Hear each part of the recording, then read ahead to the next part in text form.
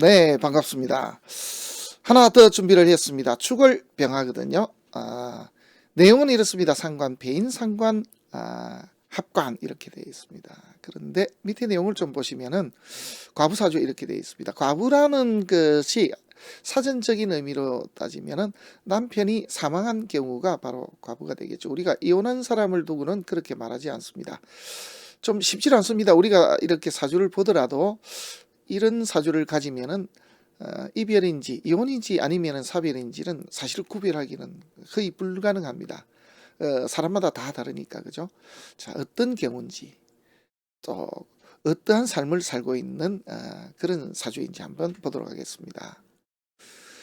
자, 일단은 사주의 맥은 천간과 지지로 일단 나눠서 살펴봐야 되는데 정말 이 사주의 맥은 어디에 있는지, 사주의 병은 어디에 있으며 또 사주를 전체적으로 살려주고 있는 기운은 무엇인지 이걸 잘 살펴야 됩니다.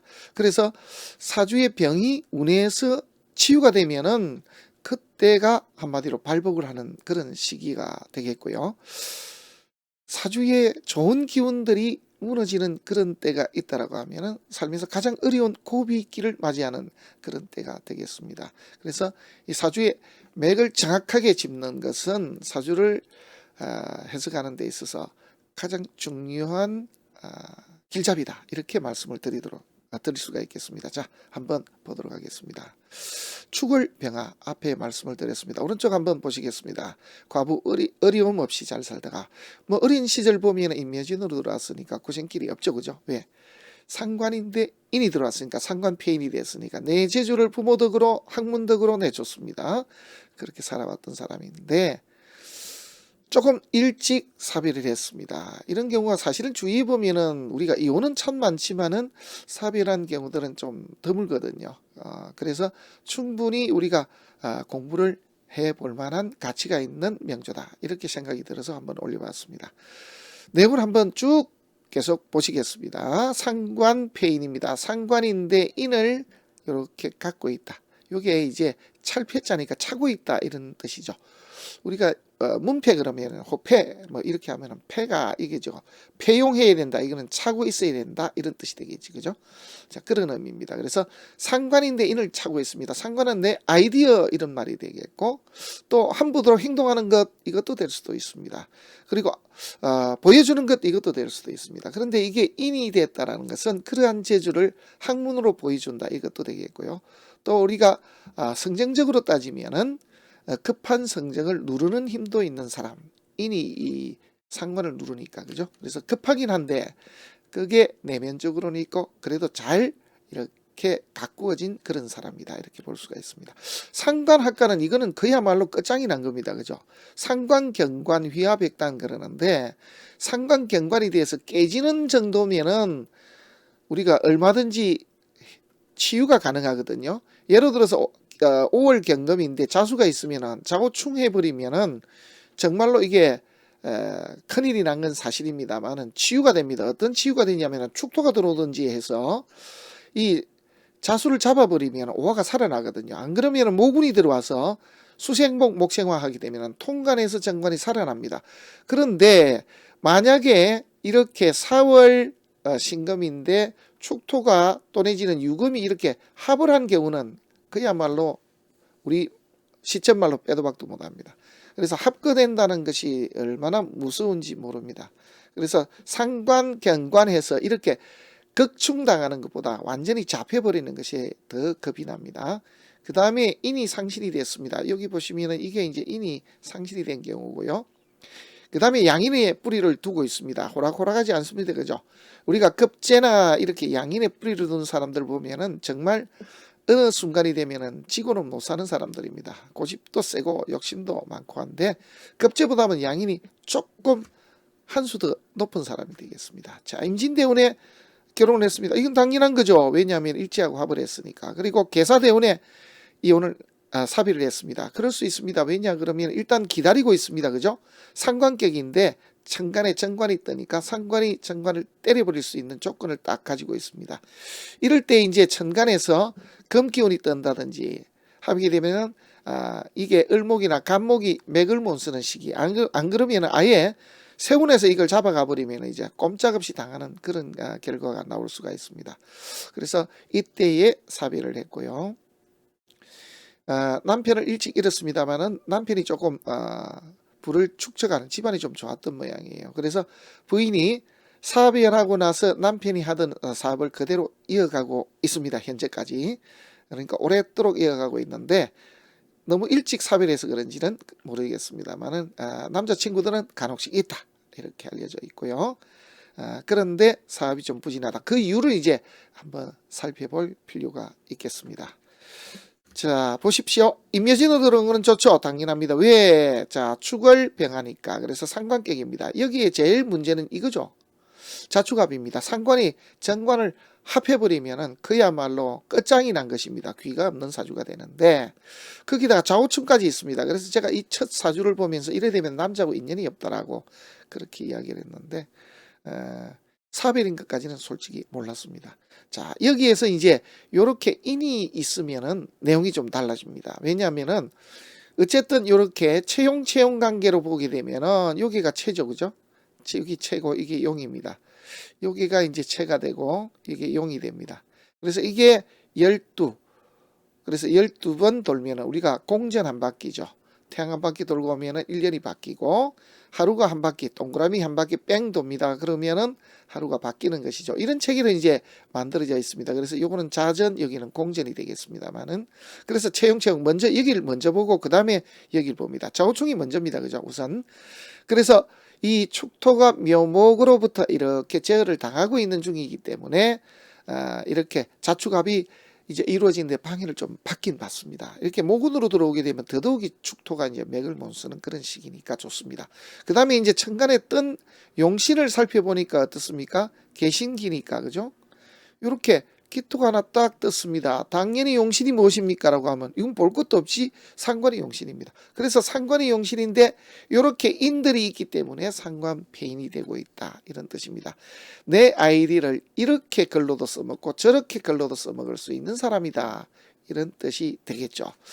또 어떤 의미에서는 상관이 드러났으나 인이 너무 과다하게 되면은 재능이 있으나 그 재능이 사장되기 쉽습니다만은 조금은 주저하고 이게 저지르지를 못하는 그런 단점도 있습니다. 이제 그런 부분도 분명히 있겠죠. 자, 그러나 이 사주는 이것저것 떠나서 여기까지는 운때가 좋은데 여기서부터는 이제 사단이 나기 시작하는 사주다. 이렇게 볼 수가 있습니다. 왜냐하면은 이렇게 남방 화기로 흘러가면은 월지가 용신 상관인데 상관이 계속 커지거든요. 그러니까 상관이 생조를 받으니까 좋을 게 하나도 없죠. 사화까지는 그나마 참을 수 있습니다. 사이축을 짜면 참 좋죠. 왜냐하면은 흉신이 상관이 제로 이렇게 변하기 때문에 좋죠. 그런데 이제 오화가 들어오면 내용이 완전히 달라집니다. 뿌리는 되겠으나 배우자 궁을 때리고 역시 상관을 생하기 때문에 이런 문제가 커질 수가 있다. 외부적으로는 문제가 없으나 내부적으로는 구설이 이렇게 자주 오르내는데 실제로는 이제 구설이 조금 있다. 이렇게 알려져 있습니다. 자, 이런 가운데입니다. 이민년이 과연 어땠을까요? 라고 하는 궁금증. 여기에 제가 답변이 이민년에는 용두삼이가 됩니다. 자, 왜 어떤 식으로 용두삼이가 되냐면은 지금 여기에 이민을 집어넣으면 되게 좋습니다. 왜냐하면 상관에도 살이 들어와도 좋고요. 상관 폐인이 돼도 인을 생해도 좋습니다. 살이. 그리고 인목이 들어오게 되면은 인호합도 되지만은 여기에 축토. 이 축토가 상관인데 상관 폐인하고 들어왔으니까 얼마나 좋습니까? 그런데 여기에 보면은 문제가 있습니다. 이분이 인호술 국을 짜거든요. 이렇게 되면 내용이 달라집니다. 그래서 밖으로는 외부적으로는 뭔가 조금 어려운 난제거리를 해결하는 그러한 작업들이 벌어집니다. 그래서 모양이 조금 납니다.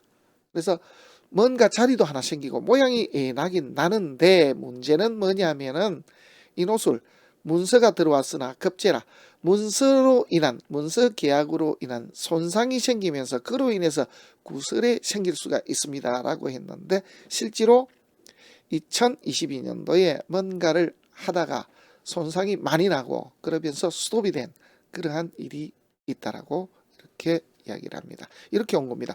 임묘진에서 사오미 전부 다가 꽝이 되겠죠. 왜냐 그러면은 어쨌거나 상관이 살아나서는 해결이 되질 않거든요. 신유술 흘러갈 때는 되게 좋죠.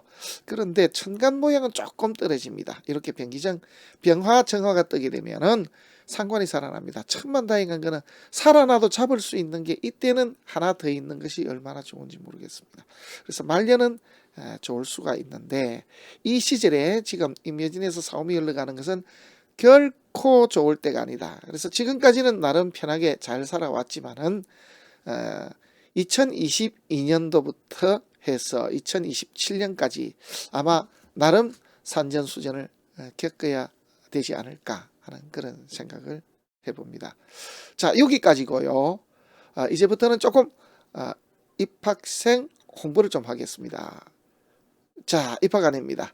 명리풍수 타로 관상에 관심이 있으신 분은 글로벌사이버대학교 동양학과에 지금 지원을 해 주십시오. 절대로 후회는 하지 않으실 겁니다. 그래서 나름 한 분야의 최고라는 교수님들께서 정말 열과 성의를 다해서 강의를 하고 계시거든요. 그리고 학비도 저렴합니다. 나름 등록금이 126만 원인데요. 지금 2월 14일까지 입학을 하시게 되면은 30%의 감면을 받습니다. 1학년으로 입학하신 분은 3년 동안 30%의 장학금 혜택을 받고요. 3학년으로 편입하시는 분들은 3학기까지, 그러니까 4학년 1학기까지는 30% 장학금 혜택을 받습니다. 등록금 126만 원에서부터 30% 혜택을 받으니까 약 70몇만 원 됩니까? 그 정도입니다. 거기에 또 우리 선생님들 혹시나 이제 경제적으로 조금 어려운 분들이 계시면은 한국장학재단의 소득 분위기에 따라서 장학금이 지급되기 때문에 제가 아는 몇몇 분들은 학비를 전혀 드리지 않고도 다니고 있는 걸로 그렇게 알고 있습니다. 얼마나 소득 분위기가 돼서 장학금이 지급되는지에 대해서까지는 제가 잘 모르겠습니다. 왜냐 그러면은 한국장학재단에서 소득 분위기를 정산하는 방법이 있는 모양입니다. 그거까지는 제가 모르니까 그렇게 말씀을 드립니다. 아무튼 2월 14일까지 지금 우리 한 학년에 학생들이 한 154명이 정원입니다만은 코로나 시대를 조금 거치면서 지금 1학년 입학하는 학생 수가 지금 조금 모자랍니다. 제가 알기로는 몇 분이 지금 안 되는 걸로 알고 있습니다. T5가 지금 대략 한 140분 이상 들어온 걸로 제가 알고 있습니다만은 그래서 몇 분 T5가 남지 않았으니까 2월 14일까지 주저마시고 명리학과 풍수타로 관상에 관심이 있으신 선생님들 계시면은 글로벌사이버대학교 동양학과로 지원해 주십사 하는 말씀을 드립니다. 여기서 졸업을 하고 석사, 박사 학위까지 다 받으신 분들이 상당히 많습니다. 우리 학교뿐만 아니고 지금 보면은 우리나라에 지금 많습니다. 전라도 쪽에는 지금 원광대학교가 있고요. 그 다음에 충청도에는 보면 공주대학교도 있고 우리 학교 재단에는 국제 내교육대학원 대학교가 있습니다. 다 석사, 박사 과정들이 다 있습니다. 그 다음에 또 대학원 과정에서는 뭐 동방대학원도 있고 경기대학도 있고 제가 알기로 성행대도 있고 그래서 여기서 대학원 진학하는 곳은 상당히 많습니다. 그러니까 우선 기본적으로 익혀야 될 것을 익혀야 되니까 지금 빨리 글로벌사이버대학교 동양학과로 지원을 해 주십사 하는 말씀을 드립니다. 입학 문의는 아래쪽에 전화번호가 있습니다. 전화를 하시면은 우리 조교 선생님께서 아주 친절하게 또박또박 말씀을 잘 드릴 것이고 혹시나 저한테 개인적으로 문의를 하실 분 계시면은 하셔도 좋습니다. 제가 아는 한도 내에서 답변을 드리도록 하겠습니다. 오늘은 여기까지 하겠습니다. 고맙습니다.